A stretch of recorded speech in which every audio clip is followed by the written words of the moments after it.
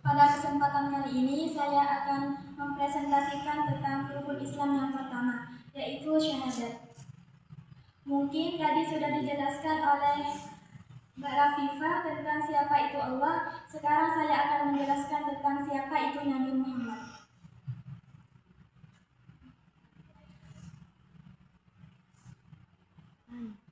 Ini adalah nasab Nabi Muhammad. Nabi Muhammad adalah putra Abdullah bin Abdul Muttalib bin Hashim bin Abdul Manaf bin Qusay bin Kilab bin Murrah bin Ka'ab bin Lu'ay bin Walid bin Fihir bin Malik bin Nabar bin Kinanah bin Khuzaimah bin Mudrikah bin Ilyas bin Mudar bin Nizar bin Ma'ad bin Adnan. Nasab Nabi Muhammad yang paling sahih ialah sampai Adnan. Kemudian Nabi Muhammad adalah utusan Allah yang terakhir, penerima wahyu yang ketetapan, perbuatan dan perkataannya menjadi dasar hukum agama Islam yang bisa disebut dengan hadis. Ketika Nabi di dalam kandungan, Nabi ditinggal ayahnya pada umur 2 bulan. Ketika Nabi di dalam kandungan, ayahnya wafat. Saat itu ayah beliau ditugaskan oleh Abdul Muttalib untuk mengurus kurma di Madinah. Akhirnya Allah menakdirkan beliau untuk wafat di sana dan dikubur di Darun Nabiullah di kota Yasrib. Ketika Nabi lahir di Mekah pada Senin 12 Rabiul Awal tahun Gajah yang bertepatan dengan 20 atau 21 atau 23 April 571 Masehi. Ketika Nabi lahir, beliau disusui oleh Suwaibah al-Aslamiyah, yaitu budak Abu Lahab, yang kemudian dimerdekakan karena gembira atas kelahiran Nabi. Kemudian disusui oleh Halimah As-Sa'diyah. Ketika disusui oleh Halimah As-Sa'diyah terjadi peristiwa pembelahan dada. Ketika itu Nabi bersama teman-temannya bermain bersama, kemudian datang seorang lelaki yaitu malaikat Jibril. Kemudian beliau menentangkan Nabi Muhammad, membelah dada beliau dan mengambil segumpal darah yang itu adalah bagian setan dari Nabi Muhammad. Kemudian mencucinya dengan air Zam-Zam yang saat itu dicuci di dalam baskom yang emas.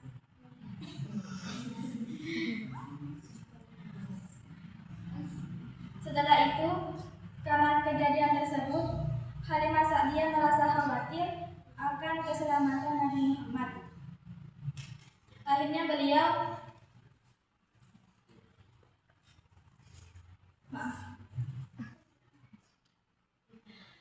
Kenapa kelahiran Nabi dinamakan tahun gajah? Karena pada waktu itu ada seorang raja yang bernama Abraha. Beliau ingin menghancurkan Ka'bah karena pada saat itu raja tersebut iri terhadap Ka'bah yang banyak peziarahnya. Akhirnya raja tersebut mendirikan sebuah gereja yang sangat indah tetapi sepi dari peziarah. Akhirnya raja tersebut menyerang Ka'bah, dan bukan hanya menyerang Ka'bah tetapi mereka juga merebut unta-unta penduduk Mekah. Kemudian salah satunya unta yang direbut itu adalah unta Abdul Muttalib. Kemudian Abdul Muttalib meminta kembali unta tersebut kepada Raja Abraha. Kemudian Raja Abraha mengatakan, aku ingin menghancurkan Ka'bah, tapi kenapa kamu lebih mementingkan unta daripada Ka'bah? Kemudian Abdul Muttalib menjawab, unta itu milikku, sedangkan Ka'bah itu milik Allah. Jadi Allah lah yang akan menjaganya. Dengan izin Allah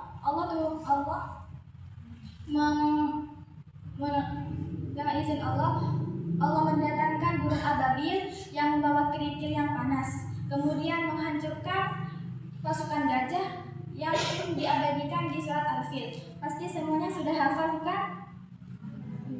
Ya, kita baca bersama-sama. Bismillahirrahmanirrahim. Alam tara kaifa fa'ala rabbuka bi ashabil fil. Alam yaj'al kaidahum fi tadlil وأرسل عليهم طيرا أبابيل ترميهم بحجارة من سجيل فجعلهم كعصف مأكول. Kemudian masa kecil Nabi Muhammad. Mungkin tadi sudah dijelaskan kalau Nabi Muhammad disusui oleh Thuwaibah setelah penyusuan ibu beliau, kemudian disusui oleh Halimah As-Sa'diyah, dan ketika itu terjadi peristiwa pembelahan dada. Kemudian karena Halimah merasa khawatir akan keselamatan Nabi Muhammad, jadinya beliau dikembalikan kepada ibundanya pada umur 4 atau 5 tahun. Tak lama dari itu ibundanya wafat ketika dalam perjalanan pulang mengunjungi makam suaminya, yaitu Abdullah. Akhirnya beliau diasuh oleh kakeknya sampai umur 8 tahun. Kemudian kakeknya wafat dan diasuh oleh pamannya yang bernama Abdul Muthalib. Ketika umur Nabi 12 tahun, Nabi belajar berdagang ke Syam. Nama paman Nabi bernama Abu Talib. Kemudian pada usia 12 tahun Nabi belajar berdagang di Syam bersama pamannya. Ketika mereka sampai di Syam, mereka bertemu dengan seorang pendeta Nasrani yang bernama Buhairah.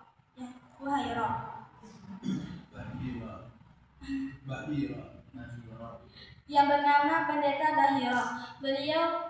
Pendeta tersebut mengatakan bahwa beliau akan menjadi seorang nabi dan menjadi rahmat seluruh alam. Setelah itu, beliau meminta agar Nabi segera pulang karena takut ada musuh yang menanti-nanti. Kemudian pada umur 25 tahun, beliau berdagang lagi ke Syam dengan modal dari Khadijah. Ketika beliau ke Syam, beliau ditemani oleh budak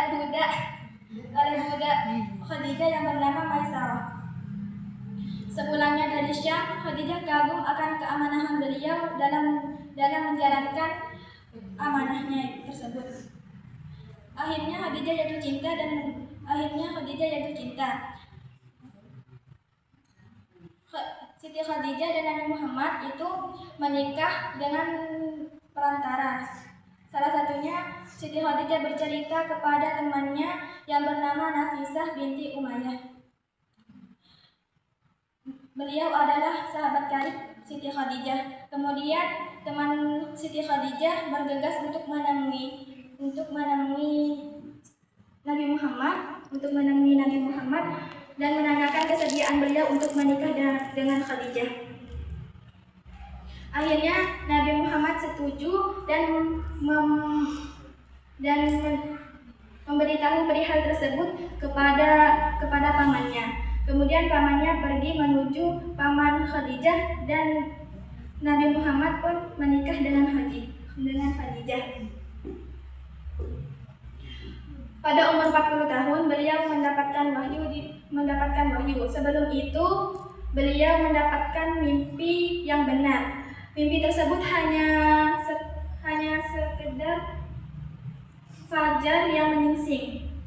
Setelah itu beliau berada di dalam Gua Hira, tepatnya pada Senin 12 Rabiul Awal di malam hari, bertepatan dengan tanggal 10 Agustus tahun 610 Masehi. Ketika itu Jibril mendatangi Nabi Muhammad seraya berkata, "Iqra ya Muhammad." Kemudian Nabi menjawab, "Ma ana biqari." Aku tidak tahu, aku tidak bisa membaca. Kemudian Malaikat Jibril mengerat Nabi Muhammad hingga Nabi Muhammad sesak. Kejadian tersebut berlangsung 3 kali dan akhirnya Malaikat Jibril berkata yang dinamakan Quran Surat Al-Alaq ayat 1-5. Bismillahirrahmanirrahim. Iqra bismi rabbikal ladzi khalaq. Bacalah dengan menyebut nama Tuhanmu yang menciptakanmu. Khalaqal insana insana min 'alaq. Dia telah menciptakanmu dari segumpal darah. Iqra wa rabbukal akram. Bacalah dan Tuhanmu yang maha mulia. Alladzi 'allama bil qalam. Yang mengajar manusia dengan pena. 'Allamal insana ma lam ya'lam. Dia mengajar manusia apa yang tidak diketahuinya. Kemudian setelah itu Nabi pulang dengan perasaan takut dan bergetar. Dan menceritakan perihal tersebut kepada Khadijah istrinya. Kemudian Khadijah membawa beliau kepada Waraqah bin Nawfal, yaitu sepupu Khadijah yang pada saat itu beliau menganut agama Nasrani. Beliau membenarkan apa yang diceritakan Nabi Muhammad bahwa yang datang kepada Nabi Muhammad adalah malaikat Jibril. Setelah itu Nabi Muhammad dan Sayyidah Khadijah Nabi Muhammad dan Siti Khadijah tenang akan ucapan Waraqah bin Nawfal.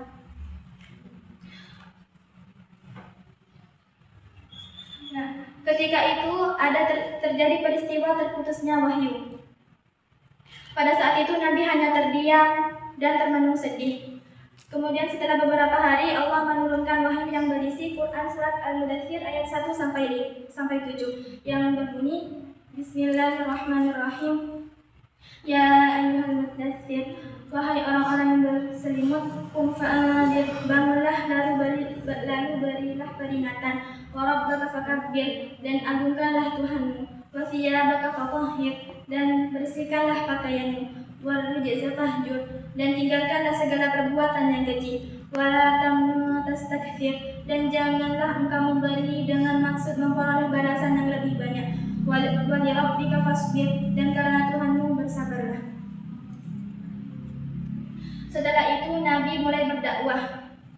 Dakwah Nabi memiliki dua periode. Yang pertama, Nabi berdakwah secara sembunyi-sembunyi, kemudian Nabi berdakwah secara terang-terangan. Awalnya Nabi berdakwah secara sembunyi-sembunyi di kalangan keluarga dan sahabat karib dan teman karibnya selama 3 tahun. Kenapa Nabi tidak berdakwah secara terang-terangan? Karena Nabi takut penduduk Mekah akhirnya kaget akan kehadiran agama yang dibawanya, yaitu Islam. Kemudian turunlah wahyu Quran surat Asy-Syura ayat 214 yang memerintahkan Nabi untuk berdakwah secara terang-terangan, yang berbunyi wa anzir ashiratakal aqrabain, berilah peringatan kepada keluargamu yang terdekat. Wa anzir ashiratakal aqrabin, berilah peringatan kepada keluargamu yang terdekat. Quran surat Asy-Syura ayat 214. Dakwah secara terang-terangan ini berlangsung selama 10 tahun. Penyiksaan kaum Quraisy terhadap Nabi Muhammad. Setelah Nabi berdakwah secara terang-terangan, kaum Quraisy mulai menyiksa Nabi dengan siksaan secara fisik, mental, dan lain-lain. Terutama Abu Jahal dan Abu Lahab. Siksaan mereka terhadap Nabi sangat parah. Akhirnya mereka dibalas oleh Allah setelah Nabi berhijrah ke Madinah. Setelah itu, kaum Quraisy meminta tuntutan kepada Nabi yang tuntutannya sebagai berikut. Yang pertama, Rasulullah menyembah Tuhan mereka dan mereka menyembah Tuhan Rasulullah. Kemudian turunlah surat Al-Kafirun ayat 1 sampai 6 yang berbunyi, pasti sudah hafal semua bukan? Bismillahirrahmanirrahim. Qul ya ayyuhal kafirun la a'budu ma ta'budun wa la antum 'abiduna ma a'budu wa la ana 'abidun ma 'abadtum wa la antum 'abiduna ma a'budu lakum dinukum waliyadin. Kemudian yang kedua, mereka meminta agar Rasulullah menghapus ayat Al-Quran yang berisi pencelaan terhadap Tuhan-Tuhan mereka. Lalu turunlah ayat yang berisi Qul ma yakunu li an ubaddilahu min tilqa'i nafsi in attabi'u illa ma yuha ilaihi. Tidakkah pantas bagiku menggantinya atas kemauanku sendiri? Aku tidak mengikuti kecuali apa yang diwahyukan kepadaku. Jadi Nabi Muhammad tidak ingin merubah sesuatu yang sudah ditetapkan oleh Allah, yang sudah diwahyukan oleh Allah.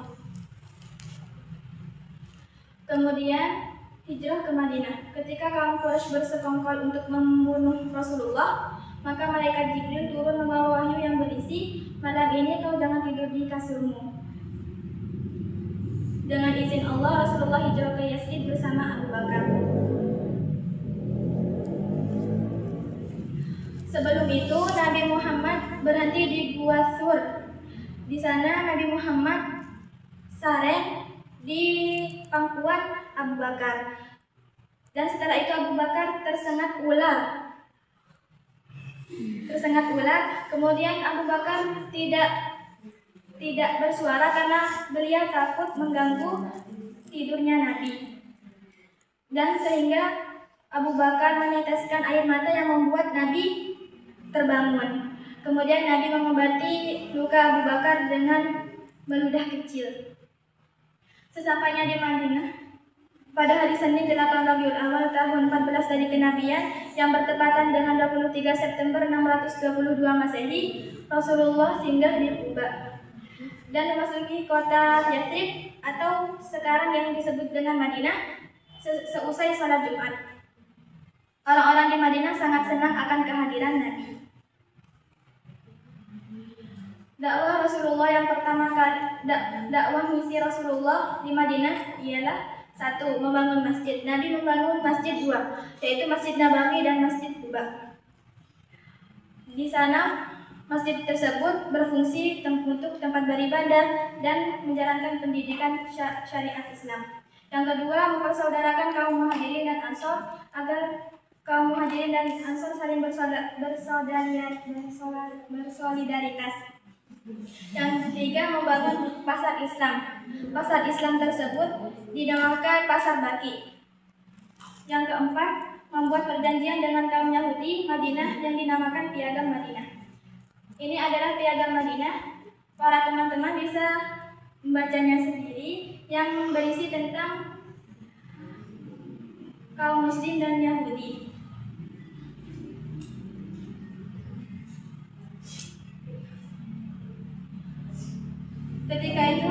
Setelah itu Rasulullah mengumumkan niatnya untuk melaksanakan haji wada. Haji wada itu adalah haji perpisahan. Nabi melaksanakan haji wada pada 25 Dzulqa'dah.